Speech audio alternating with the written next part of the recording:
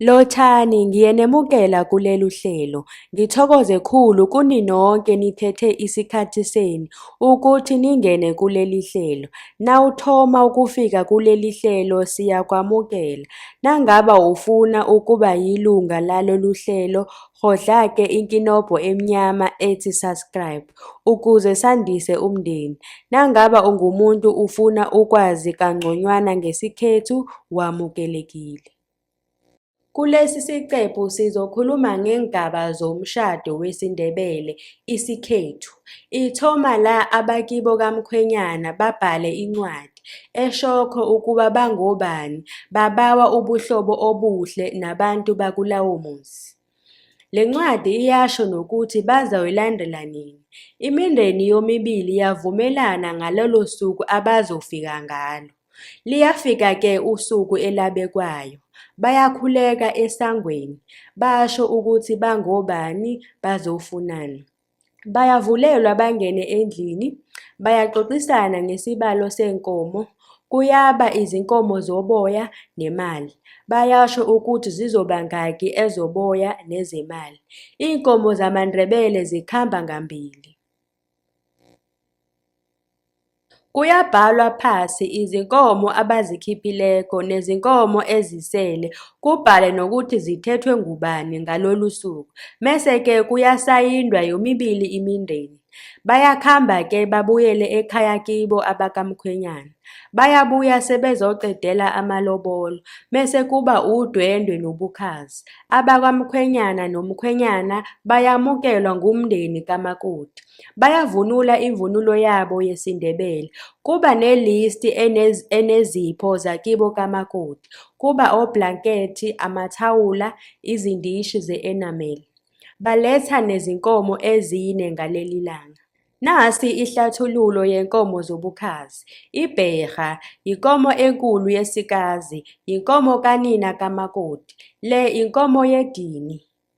Umakoti akayi ekhaya kibo kamfana uma inkomo yedini ingekakhokhwa. Iluphalela ngesibayeni. Umgada yinkomo enkulu yeduna, ngekayise kamakoti. Isijibela sebherha, nayo le inkomo enkulu. Imbevula, yinkomo enkulu yeduna. Ikonyana lebherha, yinkomo encane. Isithole sakomisa, yinkomo encane esakhulako, ngekamnakwabo. Lokhu kwenzeka ngeviki elilodwa. NgoLwesibili umakoti uyafika kamkhwenyana, ungena isimanje. Umakoti uyambozwa angabonwa ngumuntu ngenkathi engena egcekeni, njengophawu lokuhlonipha abasekhweni.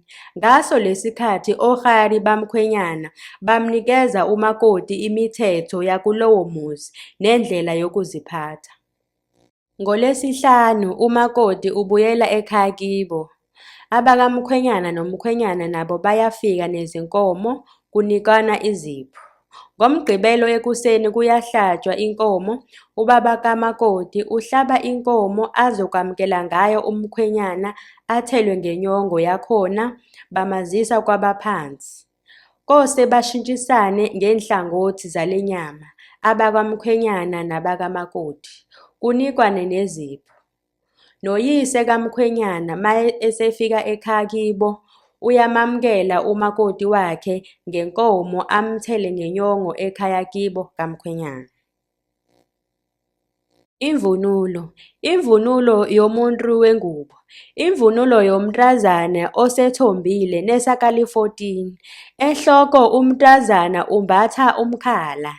Emahlombo nentranyeni umbatha iraso. Umbatha iinrholwana zesandla. Umbatha iinrholwana zedinini ezimbili. Endreni uzombatha iphephethu. Emuva kunesithimba. Endreni kunomncamo omhloshana ovela ngaphasi kwesithimba, obizwa ngokuthi iyerhana. Umntazana osesemncane, ongekathombi, oselitlawana umbatha irhabi. Uma nakandrileyo angena isimanje, umbatha ibhidi, iblankethi ebovu.